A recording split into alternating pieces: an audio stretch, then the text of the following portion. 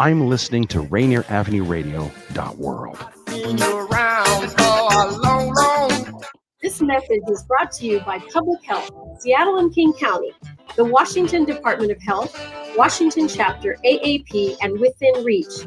No matter where your classroom is, whether in person or online, routine vaccinations protect your child from serious diseases like measles, mumps, and chickenpox, and they keep your child safe, healthy, and thriving.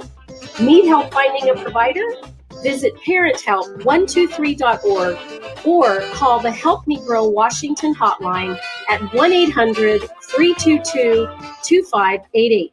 Women are not an homogenous group. We face discrimination differently depending on factors such as ethnicity, age, socioeconomic status, and more. Rainier Avenue Radio is proud to amplify women's voices. They are the experts of their own lives, initiating conversations within their community about challenges they face, the solutions they're working on, and the opportunities they see. Please join us this Sunday from 2 to 5 for Women's Voices on Air. We know our challenges. We are the experts of our lives. We are master multitaskers, prioritizing our family, friends, and our faith above our own needs. Our needs and voices are too often overlooked. Please join us this Sunday from 2 to 5 p.m. for Women's Voices on Air. We tell our stories in our own way. Welcome to the coronavirus pandemic. I'll take coronavirus for 100. Fever, chills, shortness of breath, loss of taste or smell. What is staying home and isolate? Correct. Coronavirus for 200. Inability to stay awake, persistent pain or pressure in chest, trouble breathing. What is seek immediate help? Correct. Coronavirus for 500. Crippling and potentially dead infectious disease eliminated the United States with vaccination. What is the polio vaccine? Correct. I'll take coronavirus for 700. The Daily Double! Should I take the coronavirus vaccine? Wait. Hold up. This is not a game. It's time for serious discussions.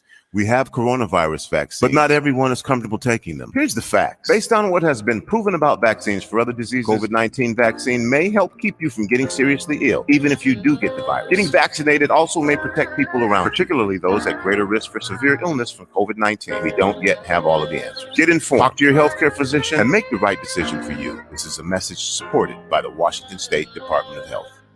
Rainier Avenue Radio, your community radio station will provide you with more information. Rainier Avenue Radio.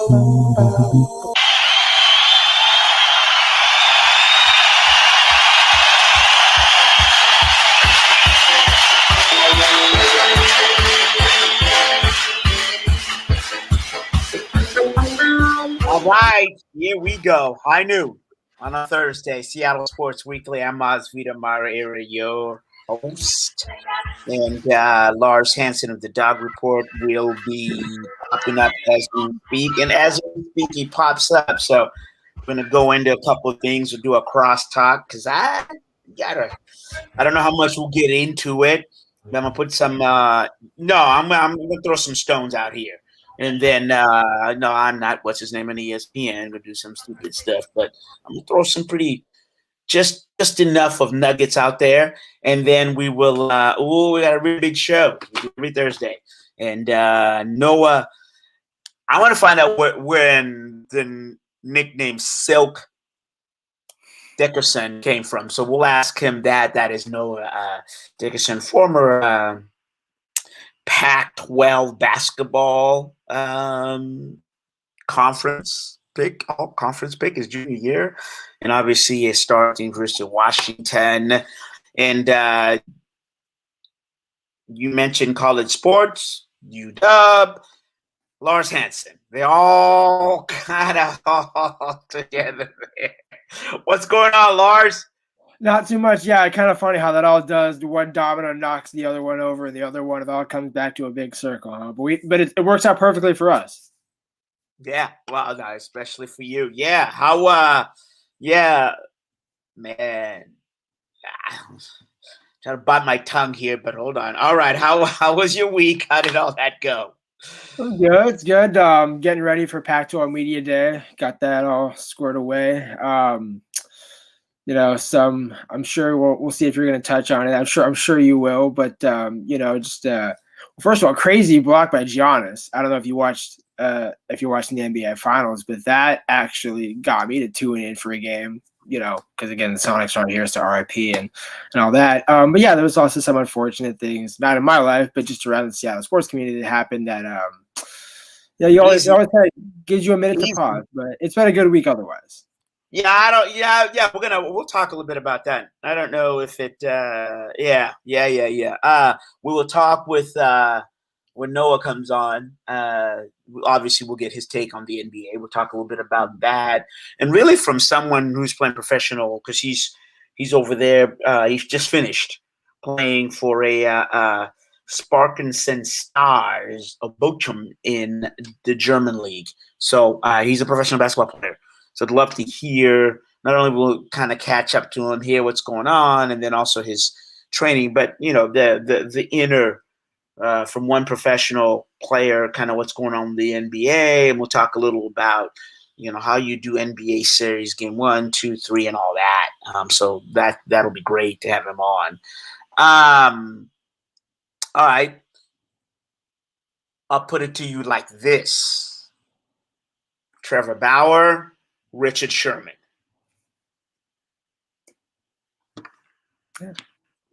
Yeah. To say. Yeah, I mean, it was just, I mean, it's not like I told somebody else this yesterday. It's unfortunate, but it's not surprising how those two situations are shown differently. Because that's, and even actually today, Dwayne Haskins. If you go 5 a.m. in the morning, Adam Schefter had the news that he was you see Dwayne Haskins, domestic violence. And people don't realize that he was actually the one being assaulted by the other person. And everyone was jumping on Dwayne and saying, oh, of course. And it's like, wait a minute, are we just being completely illiterate at this point? Or are we not even trying? Here's the thing. Here's where you and I differ, right? And I think we have to take a look at it, is that you also have the entities, the leagues that are involved, and how they're handling that different. Right. So that really from that perspective, I think everybody needs to take a step back and look at how that is being handled differently. I think that all the BS that goes on that you all follow, I don't. CascadiaSports.net hasn't even wrote on the Richard Sherman story. Will after this broadcast, because anyone that that is a true journalist. And I'll stop at the point. What was the one thing that the professor said to you about the dog? And we said this before: the dog and the man and the biting. Do you remember what that classic saying was? Not in that context. No, actually. In terms of don't bite the hand that feeds you. Let's not. You know what? Let's not have that up there. D-Money. Let's not. That is one thing that I am not going to do, is going to 911 calls, because we're going to talk about that. I think those are personal. I think that's a law enforcement thing. That's the one thing we are not. We're not going to get into the muck. There is a tragedy in multiple ways that happened about this. And then I think that, let me stop here and go back to Lars. The first thing you learn, in journalism is that, is news, right? Because that's what the Village Voice was. So what we do is this: a good journalism in terms of sport, teacher will come out writing, will say, look, dog bites man, that is not news. Man bites dog, that is news. Yeah. So that's where all of journalism kind of began. If you ask anybody that's been, in all of this, in terms of the industry, will tell you. Now, standing there, what tends to happen, right, is now you bring because you were a village entity when you first started out. That was the news, right? The idea was to the village crier, the voice of the town, was to report exactly what happened. You bring in business, the business entity. Now it's like, okay, So the dog bit this man. Everybody else has it. How is it that if I run a business, that then I can have people read my news? So now the embellishment comes in terms of I got to have people read. So then you make up this thing about, oh, okay, everybody's got the fact that the dog bit the man, a woman. What if we say that and we found this story about that certain dogs, rabid dogs, had rabies. You know what I mean? And only 5 of them. But let's blow that up to say that, you know what? All dogs, right? And now those dangerous wild dogs that are out there. Now we put that in terms of our publication, and we change the headlines. Mm-hmm. Rabid dogs, dangerous dogs with rabid disease bite man. Now you've got one over here that says this dog bit this man. Which one are you going to read? The one that's more sensationalized. Because that's absolutely right. And you know, and that's talking to somebody who also went to school for journalism. We can have this high level discussion, because I think there's times that we need to really look at that, because that's exactly what happens in the business. And so how does that relate to the Trevor Bauer and also the Richard Sherman arrest, right? There's like 3 stories in there in terms of, 3 points that are there that we, that if you need to, hold on, there we go. There's three different, I would say, touch point, right? And then if you look at it, then you can say, all right, this is where it's at. There's really no conclusion and any of that. All right, so what are we talking about? Trevor Bauer, look, y'all need to kind of look at that and see how MLB kind of handles their I like it or not. But MLB, texting with our guy, Noah will be on in a moment, so no worries. So MLB handles, they really do. The way MLB handles the situation with their players actually is more protective. Would you not say, Lars, as opposed to the NFL? Oh, absolutely. 100%. It's like the Houston Astros. I was going to say the Houston Astros handle is a perfect example where they're like, hey, give us the truth and we'll absolve you completely. Just tell us the truth. This small little circle, we keep it hidden, sealed, and we'll let you go on and play your career and do whatever. No big deal. But just tell us the truth. Whereas the NFL is the exact opposite. It's no, we're putting that on blast. It's out there. It's on the player. The team's trying to protect the shield. Right. The NFL talks out, and it always is, and you hear the Seahawks say this, but it's actually the branding of the NFL, right? Pete Carroll will tell everybody protect the team, right? That's the number one thing. And you, like, to your point, you protect the shield. So now what we know is Richard Sherman was booked for burglary, domestic violence. All right. So step one, we know that there's a situation. We know that there was a situation in terms of a car that, he's after a hit and run, right? There was a vehicle that crashed into a barrier, and then what happened with that is, so then an abandoned car, and then so that's step one. Construction barrier hit, and then obviously over here the car was driven, boom, all right, abandoned. And then this individual goes to to their in-laws and tries to get in and has some verbal altercation with the in-laws. And that's where the domestic violence comes in.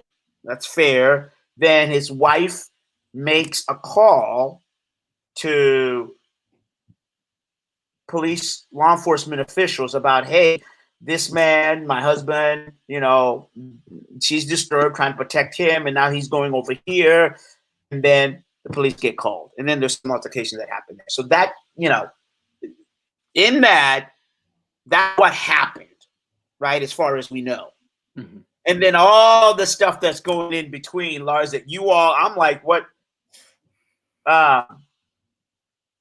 All the stuff that you guys, that the victory laps. Tell me about all the victory laps that are going on in terms of this whole thing. You know what I mean? I mean, it's ridiculous. People think that just because they think they have an inclination of what happened. I mean, what you're getting back to is they're telling themselves their story, not the story. Because nobody but Richard, his wife, and the people and his in-laws and the police that were there know the full story. And even they don't know the full story because they're still doing an investigation. This case is not anywhere near resolved, nor does anybody know what the deal actually is. And that's what people have a hard time to, especially in this day and age. They want that instant gratification. Oh, I know I'm right. This is the case. We're going to go off on this track where it's like, wait, you can't build a road in a day. You got to lay brick by brick and actually take time to understand it. And people taking the victory laps are also going to have to wait. And when it comes out, the actual truth of the matter comes out, those victory laps are going to look awful bad at the end of the day. So the people that are doing that are just terrible people. Yeah, and for me, the insidiousness of all of it, and these are people that had something that they were waiting for. You know what I mean? And these individuals that they never really accepted or really cared about the individual, right? They had something about an athlete, the caricature of an athlete. And then they have their own kind of situation. We all know that, and you can see this, what's happened with Marcus Rashford, Raheem Sterling, Jordan Sancho, and Bukayo Saka of the English national team. All those three players missed a penalty kick in the Euro final. Come to find out, and well done with the English FA. But what would you expect? Of course, they were given racist online abuse, right? And we didn't hear the same people that came out with the venomous tweets and all of this stuff were nowhere to be found when England was making their run to the Euro finals. So this isn't you know what? We were cool, now we ain't cool. Now, we were never cool. And I was just waiting for that moment to be able to come in there and make this and now. And that's in itself, why are we giving a little bit of time to that? Well, that's just what's there. You know what I'm saying? And that's what athletes go through day in and day out. And you won't really, to be honest, a few of the guys, I think Greg Lewis came on and when a couple years ago, and they talked about that. But not a lot of people are going to go in and really tell you about those things. You know what I mean? That inside, but you have to realize that's exactly what happens. That's what an athlete goes through. Racist, abusive taunts every day. I'm not saying give them any, it's not about sympathy. It's about what's real and what's there. And players get it. Yeah. You know what I mean? They do. They don't want sympathy. They get that. I mean, that's just part of the hatred that's out there. And that's what we have to take a look at. So, Lars, you and I talk with athletes all the time behind the scenes. And that's, you know what I mean? I want to bring that up in terms of kind of our audience to know. And it relates to the white audience. I'm just going to be real. To the white audience. Right? The black, brown, blue, and the purple, man, racist taunts and everything else behind the scenes is nothing new. So when you see the Sherman and somebody 911 tapes, really? What? I mean, again, there's no justice, there's no defense. But the two thoughts that I had on that were just because it's a matter of public record does not mean it needs to be in the public. And especially not right after the fact. Once the case is resolved or if it comes out in court proceedings, then you can play it. It's like, oh wow, this is a new development of the case. This is kind of insane. But that 911 dispatcher was completely unacceptable. So I started listening to it a little bit, and then of course it's unacceptable. Of course, he had all the innuendos talking to a person of color. Yeah, what's new about that? There was nothing in that 911 dispatch that is new. You know what I mean? So that's the other thing. But if you're going to, I think your story's incomplete. And the breaking news isn't the fact that the 911 dispatch call. I think you're fine if you're a news outlet and you want to kind of talk about exactly what happened and the kind of the touch points we talked about. Sure, that's absolutely correct. But in terms of the 911 call, then the question I would ask, and we can move on to our guest is, is that a practice you do all the time? Because if it is, okay. I'm consistent with that. If every time there's a crime, or whether it's a public figure, a city official, and you do that 911 call, okay. But we both know that's not the case. And I was going to leave it out there and just leave the question lingering. We all know what the situation is, but consistency is what we're looking for. And consistency is what we get in terms of our next guest. And we talked about this a little bit in terms of his basketball career and just really continue to build up. Noah Dickerson, first team all-conference, Pac-12 his junior year. Then he went overseas and in his professional career. And what's incredible, we've had him on before, is not only is he out here and continue his professional career, but he's also out helping the community. So what do you say about somebody who is vested in themselves, the community, and for the good of the sport? Say nothing but bring him on. Mr. Noah Dickerson, can you come on the show? Oh, yeah, show a little bit of the highlights where he comes on. That's the highlights we want to see. I'm watching them too. That's a bucket. That's a bucket. I was a lot bigger back then, but it was a good bucket. It's coming here. He can't box me up. Give me that. That's an and one ref. You got to call it. Easy money right there. Easy money right there. For sure. The center on Utah State, he had a really good not combine. He had a real good draft workout. The number 23 for Utah State. He actually did really his draft workout was actually really, really, really good, actually. Well, no. How you guys doing today? Good. I'm going to let you keep commentating, and thank you for coming on. And then let's talk about, after this is done, you go ahead and play commentator. I want to hear real commentators instead of Yahoo. So one thing I do realize, like in college, I never set screens, and like it makes me so mad, like watching it after the fact, because I never set a screen. I never did. I never touched the body. But it's a good offense. It's one of the things that I was known for is I'm really smart. Like I was never always the fastest or the strongest or the biggest, but like one thing I did know is I knew where everybody was supposed to be just because of basketball. Like it's, if a dude comes and cuts me off, I know that somebody's supposed to be open over there because he came from that way. And so that's, so a lot of my basketball was just off of just knowing just how to play basketball and the game of basketball, and just, especially my assists when my junior year would just come from just me knowing where everybody had to be in the offense. Like I knew I could run the offense from 1 through 5. It didn't matter what position I could run it 1 through 5. It's just because, like, hey man, if I go during this, if I break the play during at this moment, and I'm going towards the basket, and then a dude comes to cut me off, I know that the point guard's supposed to be over there rolling up to the corner because that's the next part of the play. So I knew, hey, look that way because hey, he's supposed to be over there. You know what I mean? And that's how you just know your outlets, know your way out, because you get people get stuck all the time. Like even driving, like when I drive on the highway, I always check all 3 of my mirrors. I look right, left, and behind me to make sure if anything happened in front of me, I can get out of it. I can, I have a way. I have an escape route. So that's how I think about it in basketball. I need to have ways. If I go, I need to have a way to get out. That's a weak vision.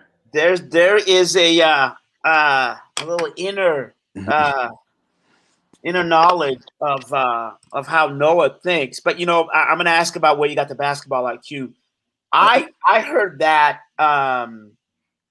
that same. I read a book by Walt Frazier when I was a little kid. Somebody gave it to me, and he said the same thing. He said, "When I drive, I go down the lane in the middle because that way I can always go left or right." Mhm. Where did that basketball IQ begin, sir? Where did it begin? Yeah.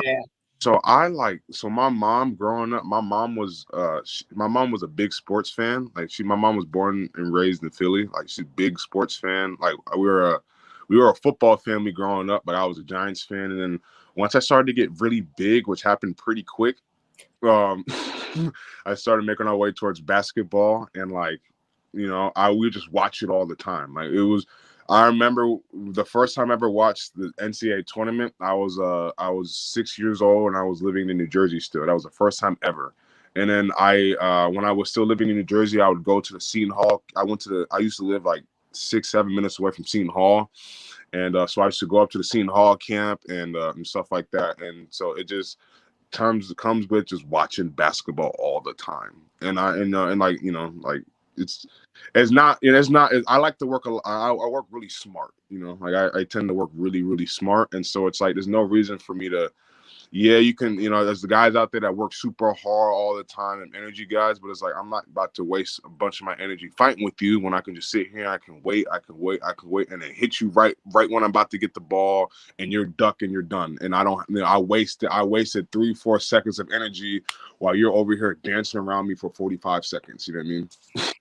Interesting. You know what I mean? That's just how I think about it. I've always thought my mom, my mom's always been super smart. She got her master's degree in business from Cornell, and she always as a kid got me to think about working smart, work the smartest. You don't always got to work the hardest. You need to work hard, of course, but you don't always have to work the hardest. There's way better. There's ways to get to A to B without I'm going right there, and so that's kind of I put that into my basketball game pretty quick and early, especially and it worked out. Yeah, that definitely has worked out in terms of playing smart. What we want to do then is D Money. Let's go on break right now because can we go on break because we want to do Noah, we want to keep you, and then we'll talk about basketball. And the NBA, the final. Well, no, we'll start when we come back. Let's hear about how your, this last season. All right, cool. Let's start there. Who signed to my team I played for this past year? Dom. Say that again. Dom signed, the team I played for last year in Germany. Dom signed to for this upcoming year. But he's gonna be playing with you? Nah, I'm not going back to the same team. Nah. Oh yeah, I said we want to hear all about all of that. So there it is, right there. We're gonna hear more from professional basketball player, and don't know where he'll be playing, but he's gonna tell us that on the other side of the break. But we do know where he's been, and that has been an All Pac-10 conference pick for the University of Washington, and one of our favorite players, and one of our favorite guys as well. All right, so we're gonna come back. Lars and myself. This is Seattle Sports Weekly. We're going to go on break and be right back. Hang on, fellas. We'll be right back. Here with the Rainier Avenue Radio Traffic Update. You can listen to us in your car 24/7 anytime by downloading the free TuneIn app. Once you do, search Rainier Avenue Radio. And remember, do not curse out your fellow drivers. This has been your Rainier Avenue Radio Traffic Update. If you or a family member are 55 or over and need nursing home level care, but want to keep living where you are, check out Providence Elder Place PACE. This program offers healthcare, housing, transportation, and recreational activities. There are no co-pays or deductibles, and it's covered through Medicare and Medicaid. Providence Elder Place PACE works to keep you healthy and in your home. Call 206-320-5325 or visit providence.org Elder Place. Providence.org Elder Place. We got the feeling now. R&B, soul, funk, 50s, 60s, 70s, 80s. We give you all that and more on Star Time. Join me, Paul Pearson, for a 2-hour trip through the history of R&B. A new episode every week on Wednesday at 2 p.m. Come and get the feeling on Star Time on Rainier Avenue Radio.world. This is your Rainier Avenue Radio.world community update on education companies offering free subscriptions due to school closings. You can access a list of over 1,000 free education resources at www.amazingeducationalresources.com and also join the Amazing Educational Resources Facebook group. This is Big Poppy, host of Jazz from the Cabinets. Join me each week for a listening tour of the first century of jazz, an eclectic mix of Dixieland, big band, cool jazz, bebop, contemporary jazz, world jazz, all jazz in all forms. That's Jazz from the Cabinets with Big Poppy on Rainier Avenue Radio, streaming worldwide on RainierAvenueRadio.world.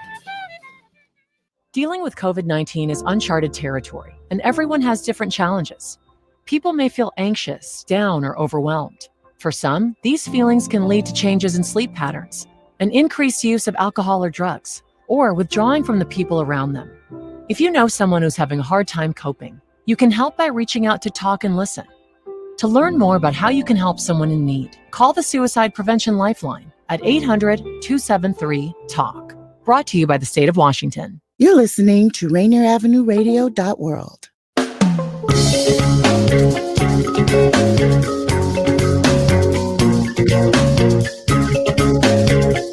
All right, we are back. Mazvita Maraire, and we've got Noah Silk Dickerson on our show, and we're just talking about not about a lot. You heard the inner kind of how to play and be smarter in life, right? Just in basketball as well. So Noah gave us some insight, and thanks to D Money for the highlights of I sound like he could have been a point guard. But that's for another discussion. Here's the thing. Before I get to you, Noah, Lars, give me a one Noah Dickerson moment, highlight, or something, because you've covered the UW forever. And I'll give you mine, and then he's going to tell us about where he was last season. Make it quick, because you be long-winded, brother. I got you. So I'll make it brief. So I remember, speaking of relationships and just how to connect with people, I remember – you explored a few options, I think, before your senior year of high school, not high school, at UW, because you went to, I think, what was it, Virginia or? Yeah, I went to Virginia. I visited Virginia. Right, and I remember that there was you were going to might go pro, you might come back to UW, and I'm just like, man, he's really thinking through all of his options. And then I remember that when you made the decision, like, no, you know what, I got to finish my job here in Seattle. It's the right fit, it's the right everything. I just remember that because I'm like, man. He picked you up once. He picked you up twice. Third time is where it's going to put that money, and then you guys wound up being in the NCAA tournament again. So I think that was a nice way to kind of go first time, second time, third time it all came together. Yeah, for sure. You let him off the hook. I'll tell you a quick story. I remember asking him, I did my research. I was a good journalist. And then I asked him a question. They're going to play a game about some zone defense. And he completely skirted the question. And then I was like, what? And then I remember having a quick discussion about it after the press conference was over. He's like, hey, man, I can't be telling you all our secrets. I remember that. I'll always remember that because, it was a humbling thing. But speaking of humbling, what happened last season? Where did you play? In Germany, obviously. Yeah. How was that? So I played for Bielefeld Stars. German is super hard. I can't. I try. It's in Bochum. It's in so you know how over here there's D1, D2, D3. Technically, it's the same thing overseas. So technically speaking, I was in the third league over there, and went over there. Came off of last year off of injury and all that other stuff. Came back over there, needed to play, wanted to get on. One of the things is out here when I live in Seattle now. I've been living here since I graduated college, and but my family lives in Atlanta, I'm only 24. I'm not gonna get off my mom's insurance until I'm 26, until I have to. Until I have to. Crazy. She still pays my phone bill. Thank you so much, right? And so I don't have doctors up here. So I don't have insurance up here. So I've been I pay for my doctor stuff and everything out of pocket. And so one of the things that was important to me last year was, I got to get on the team so I can just see a doctors all the time. There's nothing wrong with my knee at this point. I just needed people to be able to work out. I didn't want to have to go to work and everything. It was I just needed to get off and go off and just focus on basketball for a little bit. And so, they came up with an opportunity. I did that over in Germany. And then since being in Germany, I lost one game. We were really good. The team was really good. They was really good without me. Like they were going to win the championship without me, but we ended up we got a couple injuries. We got a couple we got to actually go into COVID quarantine at the end of the season for 2 weeks. And overseas is different than a quarantine over here. Like, you're not leaving the crib. Like, don't walk outside. You're not leaving. Ain't no leaving the crib. Hey, we're bringing groceries to you. Like, you're not leaving. But we went through a whole bunch of adversity, and we ended up winning the championship. And yeah, so like it was a nice experience. I went over there. When I first got there, I was on the minutes restrictions because I hadn't played in like 5 months, but but it was good to get over there and start getting back into some shape. And then now, like, I'm completely healthy now. My wrist is fine, and like, I'm ready to get after him. This is my upcoming season. This upcoming year is I'm gonna have a huge jump professionally. Like, my stats are gonna make a huge jump. So I'm excited for that one. I don't know why I'm playing yet, though. Yeah. Well, congratulations on mission accomplished, because it sounds like that it two things, right? Went out there, tested the knee and the wrist, like you say, recovered, and then obviously playing on a championship team. There's something about that, right? In terms of a winning team that helps the mentality going in. And I'm looking at, and Dom did play. How many games was, just for everybody that's listening, how many games was the season? And so I tell you guys. So I got a phone call January 26th at 2 a.m. I was on a plane January 28th at like 7 a.m. Yeah, at 7 a.m. I played, I want to say 15 games. 14, 15 games. The first 9, I only played like 10, 13 minutes. Like, I didn't play much. Then after I got off the minutes restrictions, I had a 28-point game. I had a 23-point. I had a couple solid games. It's and one thing about, you'll see it with the Olympic team now. You see, if you watch, I know you guys been watching the USA trials. You see the first 2 games, the NBA guys were.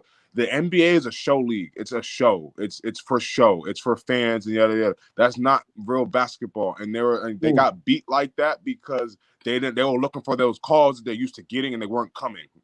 You know what I mean? They weren't coming, because that's probably one of the biggest differences from college to overseas. They let dudes kill you. Like, they let dudes really hit you. And I had to, like, this summer I can finally now this summer really work on my body. I lost all that weight. Now I get to start from scratch and just get bigger. I'm gonna probably end up being around 230 once I leave here. But that was probably the biggest difference, is they really let dudes pound you and hound you, and it's not, you don't get any touch fouls. You're not gonna shoot 20 free throws a game, and it's really got to think about okay, get right past the dude. Don't worry about the foul, score a bucket. You know what I mean? Don't worry about the bump. Don't worry about another score. Go through the contact, score a bucket. He's not there. And once you and this year in Germany, it was hard for me because when I went to Germany, like, I hadn't played basketball in like 4 months, 3 months. Like, I was working. Like, last year was tough for me because I didn't. After some point, I ran out of money, so I decided to start working a job. And I wasn't working out. I wasn't playing basketball. I was figuring out how I was finna eat every day and all this other stuff. Because I didn't want to go back home because, you know, once you go back home, I'm back in my mom's house. I don't want to do that. Like, that's rock bottom. Like, you know what I mean? Like, I told my mom I'd rather be up here struggling than go back home to your crib yet. Like, you know, that's just in case, you know. And so once, you know, I, you know, figured all that stuff out, and then finally, you know, once I, you know, I all figured it out, you know. Cream rises to the top, you know. That's why, you know, back healthy and back working out every day, back feeling good, you know, and back doing what I do, scoring a lot of buckets. What were you doing? What was the side gig that you had while you were? Oh man, I got a lot. Oh, you ready for this? All right, so I actually the craziest thing is, I'll tell y'all the full story. So one of the things, and when I was at UW, I'm from Buckhead, Atlanta, and Buckhead is like the nice area. It's like the Bellevue of Atlanta. Yep. And so everybody called me Buckhead because this is where I was from and that's how I acted, right? And so last year even my mom said this. My mom would sit there and she would sit there and listen to me like complain and like try to figure stuff out, and she'd sit there and be like, and then so she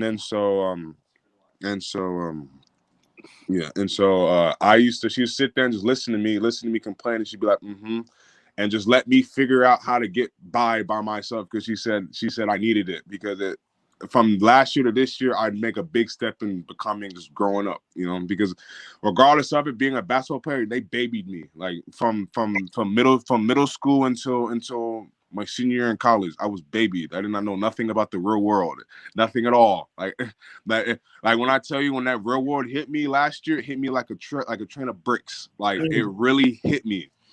But one of the things I was doing was Hamir put me on to it at first. I used to do Uber Eats, and I used to Uber Eats for like 9 hours a day, like legit, like 9 hours a day. Hamir put me on, and like I would be enough to get by. It would be like really enough to I can put some gas in the tank, get some food. It was enough to get by.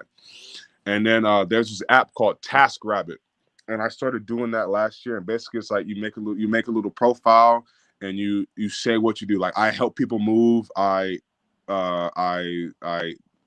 assemble stuff. I actually have entertainment. You can book me as an entertainer. It doesn't matter what. I do anything you want. You want me to get a clown outfit? I don't care. It doesn't matter. It doesn't matter. But I love it. You can set up your own. You set up your own pay. So you can so it's basically, it's like for help moving. I get, you know, I'm now. I still do it now. Like I'm elite now, so like I can charge more. So I charge $50 an hour to help people move, and I have a 2-hour minimum now. So it's like, and so I was doing that all last year. I deliver stuff for people, and I like odd jobs, you know, where I can create my own schedule. And then so once I'm done with that, I can go on and go work out and go do all that stuff. And so that's what I've been doing. Honestly, since I've been back in the summer, that's what I've been doing. I go work out at UW around at 10 o'clock. I'm done around 12, and I start doing all my other stuff from like 1 to like 7, 6. You've been also training, correct? Yeah, I also do train. So last year I couldn't train because I was training a little bit, but like, you know, COVID and everything, you really couldn't promote it, and so it was really hard to get that going. But yeah, I do train. So I started so consistently. I've trained 3 guys, 2 guys and 1 girl. And like, you know, I love it. I train them. I teach kids everything I wish I was taught as a younger guy. One thing I do just from playing overseas is that Europe is a lot better than we think. Like they're way more skilled than us. We're just way more athletic. It's nothing. Like I'll take a European dude over an athletic dude any day of the week. You know what I mean? And I see that when I would come to the gym that we used was a school gym. So I would come in. I would come to practice like an hour early. I would see these guys training the team's youth, and like some of the stuff, like I took notes all the time, all the drills they were teaching them how to do, because it's all fundamental footwork stuff. Like it's so fundamental. Like it's stuff that I'm like, man, I want to hop in and join. You know, I want to, you know. And so basically, I would sit there and I just take notes, and so I teach kids fundamentals because, you know, I started training Tori a little while ago, and like, you know, I started training her last year. And then when I came back, we started going again, and like she kept doing the stuff when I left, and like came back. Now I see her just the how she keeps her feet wide. Her jump shot looks a lot cleaner. She looks way more confident, and like it's that stuff makes me feel happy. It makes me feel good. Also, like I also like send her videos of me doing the same stuff that I'm teaching her to realize like it's not just I'm not just having it done for you. Like I still work on all this stuff too. I may get to the finish a little different because I'm a little more advanced than you, but look at the basics of what I'm teaching you and what I'm doing. It's all the same stuff. It's all the same stuff because everybody, you need to use it always. You need to use it always. We work smart, not hard around here. You know what I mean? One of my favorite quotes and favorite sayings from UW. Coach Dollar taught me this, and like I'm gonna steal it from him because I'm gonna go ahead and get a shirt made out of it. But he used to tell me all the time, we only shop in the produce section. I love it. That's all we do. That's it. I don't care about nothing else. Just, well, what do you produce? Oh wow. Okay, there it is. I was like, we only go shopping in the produce section. That's it. That's it. Okay. And everything else is smoke in the water. You know what I mean? What you produce. And so that's what I'm hoping. One of the things I'm hoping to produce a bunch of young hoopers that understand the game of basketball and understand, because I know by the time they get to high school, they're gonna kill the Washington scene. They're gonna kill it. Well, I mean, we appreciate having you here. Not that you're going anywhere, but we'll reach out to you more times to come on out and tell us how the training is. But look, last time you told me I try to give this whole go there. So if somebody wants to train with Noah, where do they go? Go ahead and just DM me. Go ahead and just DM me. My DMs are always open. Just go ahead and DM me. Just get in there. And you were, and I must admit, he does respond. So DM Noah Dickerson at Facebook or whatever. He's out there, and I think he's got a Twitter page and all that. So I also learned don't go into the whole www. Yeah, no. Just go ahead, just DM me, and I'll get back to you as soon as possible. I've gotten, I was a little bougie in college with it, but I've gotten real good at responding quick and efficiently. Well, yeah, there is this Twitter handle, man. If I don't get a follow from you, I'm gonna say this right now, man. We gonna grab one. Well, I don't follow you. What? I got you. Oh no, sorry. I got you on Facebook. That's why. Yeah, that's what it is. I see you all the time. It's on Facebook. I got you. Because otherwise, I'm gonna go to the beef section because we gonna have beef. We ain't gonna go to no produce. So, all right, let's get a little bit. I mean, I think absolutely correctly in basketball, the fundamentals are lost. What's your take on the NBA Finals? And then we need to talk about you being a judge this weekend. Oh, we can. Yeah. All right. So NBA Finals. So look. I played Devin Booker 7 times my junior year, his last year at AAU. I played him 7 times. We played him hella, like, crazy amounts of times that summer. I don't know why. I'm a fan. I've been a Devin Booker fan. I've been a fan. To me, he's been a G. I thought he should have been a 3-4 time All-Star already. He's been disgusting. Like, he's been like disgustingly like what he does to the game. He's been like he's played in Phoenix. Like, I'm sorry, you know what I mean? Like, I'm sorry, dog. It sucks. But like since after his rookie year, he should have been an All-Star every year since then. He's in the West. I'm sorry. You know what I mean? I'm sorry, dog. Yeah. But I am happy. I am happy he's getting that success, and he's I'm mad. I'm mad they lost yesterday. I'm mad they lost yesterday, but it's all good. It's all good. It's more basketball to be played. But I want the Suns to win.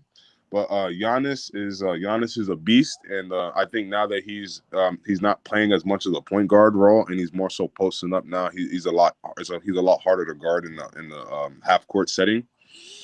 And so, but I think I got Suns in 7 though. How good is Chris Paul? So I played with Chris Paul one time. Man, you think I know the game well? Oh my gosh, man! Oh my gosh! Off of, one whole thing. My biggest thing about it is that people look how small he is, and when he takes his jump shot in the mid range, how slow he shoots it. That's how he knows he created enough space to take his time with the shot. You know what I mean? He's like 5'11", 6 foot. He shoots that shot so slow because he already knows he created enough space for it. He just he watches so much hoop and so much basketball. Like it's his mind is ridiculous. And like I heard he's a little bit of an a-hole, but I mean I get it. It is what it is. I heard Kobe was one too. But I'm happy that he got to the finals and did it. You know what I mean? And like he has a chance to win it. Like I believe he's one of the best point guards ever to not win one. You know what I mean? John Stockton up there too. But like I think if he wins one, he'll put him in the top 3. Okay. Because top 3, top 4. Nah. Wait a minute. I'm tripping. One second. That's a little. Wait a minute. Let me push back. Who you got in your top 3? What's going on in your mind? Because I just thought about bit. So like for sure, Magic's on there. For sure, John Stockton's on there. Isaiah Thomas is on there. I throw CP3 in there, and then like point guard. Like man, like I can't bro, in my eyes, Steph is not a point guard. Thank you. In my eyes, he's not you can't. He's not a point guard. He's not a point guard. In terms of point guard, nah, man. He's a shooting guard that's small that plays the point.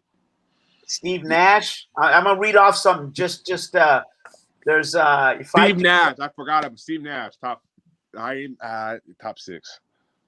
Oscar Robertson. I forgot about all. That's a lot.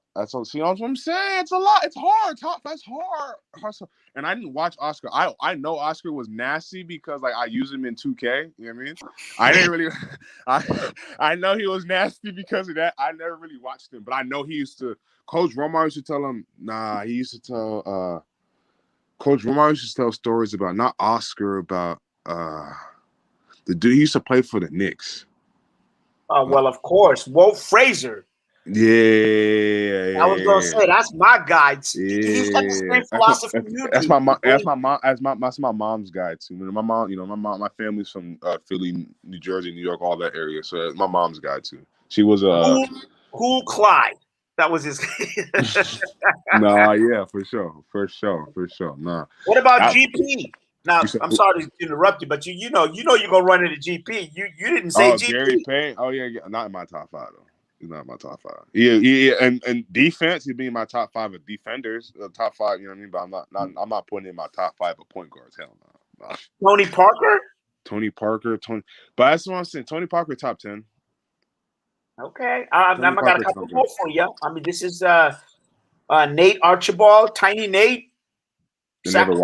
I remember him, but I never really watched him. Fair enough. How about the dog of all dogs? Since from Philadelphia, if we're talking Philadelphia, Allen. So I met Allen. So I went to school with his son Deuce, and I went to school with his daughter Tiara. That's the thing. He's not a point guard though. Like he's really short. You know what I mean? Like when I think of a point guard, like I'm like, but if you can score 20 and toss out 8-9 assists, you know what I mean? Like I don't like Allen Iverson. That man was a bucket. Like get out his way. Let me get a bucket. Which is in my eyes a shooting guard. He was just 6 foot. You know what I mean? Like Kevin Johnson. You said who? Kevin Johnson. Sorry, keep going. He was nasty. He was top 10. It's hard. But for sure, top CP3 is mine. So look, honestly speaking, in my favorites, like Jason Williams is in my top 10.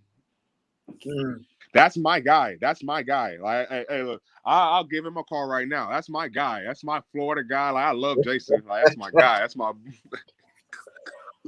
That's Tim my Hardaway. White chocolate. Chocolate. That's my boy. That's my guy. I rock with. I played with him in the pro-am down in Orlando back in 2016, and I remember he threw me a behind the. I was running. I turned the field. He was at half court and threw me a behind the back pass on money from half court. Yeah, and I got a buck. I said, "Oh man, that's terrible. That's disgusting." Gosh. Was that from the produce section? Yeah, exactly. That's all I shop at. That's, you know what I mean. You can check the fridge right now. It's the only place I go. All right. Speaking of playing, we'll drop the NBA. Right, you're playing in the crossover tournament. Are you in the crossover? I am. Yeah. Who's on your team? How'd you guys do last week? So I'm on Washington's finest. So we lost the first game by 3. I got Jalen Noel on my team. Jamal, Bay, Jackson, Grant. They didn't play last week. Who else is on my team, man? Lonnie, Lowe. Who else is on my team, man? A bunch of guys. But the UW guys: Jamal, Bay, Jackson, Grant, and Jalen Brown. No, Jalen Brown. I'm sorry, Jalen Noel. Right. That's my other dog. That's my other boy. Rest up, man. I'm praying for you. Hope you good, bro. Get better. I know you hurt. And so we lost the last game by 3. And then I didn't play on Sunday because I was tired. Man. I told him I gotta go. So, I gotta get in some shape. It's time to start. It's time to start getting back in shape. But there's no games this weekend. But next weekend we're back at it. I don't plan on. Because this weekend you're going to be down at Green Lake, correct? Oh yes, sir. Judging a dunk contest. I'm like Dwayne Wade out there. I'm straight 9s across the board. Y'all, if I can do it, you're getting an 8. If I can do it, you're getting an 8. I'm sorry. Wow. No, I'm joking, but and that's on the Battle of the Lake. D-Money, I don't know if you can pull up the last week's show, but we had Marvina was on here, Jason Thomas, and we had Bullet was on here. So we had the Battle of the Lake people on, and I told I call her the guardian angel of basketball. That's my name for Marvina. So I told her you were coming on. So she said, "Well, remind him, you know what, and don't forget about the Battle of the Lake." So that's happening. I'm gonna be there on Saturday. I'll be there at 4:45 on Saturday. I'll be there at 4. So I'm already ready. What was it like in terms of just the crossover? Did you go? Were you there? You didn't. Yeah. So I played on Saturday. Oh, okay. It was good. It was that was actually the first time I ever played on the first weekend because I'm usually on Jamal's team and he never plays on the first weekend. Like we always take the bye week. Our first week's always the bye week, so we can just play straightforward. And so that was my first time playing. So it was me personally, like one of the things for me is I lost a lot of my confidence in my basketball ability throughout the last year and a half, just from injuries and stuff like that. And so, like when I first started, it was really nice. I got to play in front of a lot of old faces, But when I first got out there, I was nervous. I was nervous out of my mind. Until that first timeout, I was nervous out of my mind, just because like I hadn't been playing my game of basketball in a while, in a very long time, about a year and a half, 2 years, and so I was really nervous. And then after that first timeout and I came back, I was that good. But it was fun being able to play in front of all my friends and everything again, because it's a lot of, for the most part, nobody's seen me at 220. You know what I mean? And I'm last week was me at 220 without really. I've been working out, but not really working out. Like now I'm about to stop working and I'm about to go back to working out 3 times a day, and I'm about to start making that push to I'm about to have to get ready to go overseas again. But so throughout this rest of the summer, you'll see me every week get better and better and better. But it was a good start. I was happy to play. I was really happy to see all those faces. Yeah. Come in the gym and start saying hi to everybody. I was like, oh, I haven't seen you in forever, dog. What's up? That was by far the most fun. Yeah. No. Well, in a way, I know you've been here for a while, but I know the basketball community, welcome home, basically. You know what I'm saying? Sure. No, yeah, for sure. Glad to have you. What you got, Lars? You got a question? What you got? Yeah, Langston Wilson. Did he play? What thoughts on him? He didn't. So the Husky kids couldn't play last week, but I played with him. So that's my guy. He's from Philly. But when he committed, I had family friends hit me about hey man, this is my boy Langston, yada, because my whole family lives in Philly. And so I was like, oh, all right, boom. And so when I met him, like a couple weeks ago, and we used to work out all the time. So I worked out with him. We were playing 5-on-5, on Sunday, So I have a 7'2" wingspan. He has a 7'1" wingspan, and he's still blocking my shot. He jumped so high. He jumps so high. I'm talking about like he jump if the rim's right here, he'll jump from this side, bring the ball jump straight up from this side and jump and bring the ball up on the other side and like I'm talking about head is at the rim and all of that. Like I've never an athlete. Like I would never jump with him. Like I would make that, I'd see that and warm up, you know what I mean? I'd not jumping with that, People used to ask me all the time, hey, no, you never really got dunked on that bad. Because I read the scouting reports. You know what I mean? I got dunked on one time really bad. That was on senior night. That was it on accident, completely on accident. I still get made fun of to this day for that dunk, completely on accident. But he can shoot the ball. He can shoot the ball. He has a really, really nice mid-range pull-up. Really, really nice mid-range pull-up, and he jumps really high on it. So it's like you're never really there, Like you're there, but it's like he's just gonna jump over your hand. It's really, really nice looking. It's really nice looking. He's a player and he wants to win. You can tell that even when you're playing pickup, like he wants to win. He doesn't care about it. He wants everybody to play hard. He wants everybody to get better. And he's one of them guys that really wants to win. All right, so there it is. That don't get dunked on. Do your homework. Shop in the produce section. For sure. What I mean? And so that is Noah Silk Dickerson giving us some knowledge. And my man, you're a fan favorite, show favorite. You're welcome anytime. You can add co-host to your resume because we'd be more than happy. You know what I'm saying? So I get it. I got you for sure. Yeah, so you can see him this Saturday. He's over at the Battle of the Lake. And then a week from now at the Pro-Am playing on Washington's finest. Again, Noah, thanks a lot for coming on, sir. We appreciate you. Lars, I'll see you next week. Up next is with Monique, Afternoon with Monique with mayoral candidate Andrew Houston. I'm Mazvita Maraire, Seattle Sports Weekly. Thank you all for listening. We'll see you next week. Go Dawg. There it is. All right, appreciate you guys. Yeah,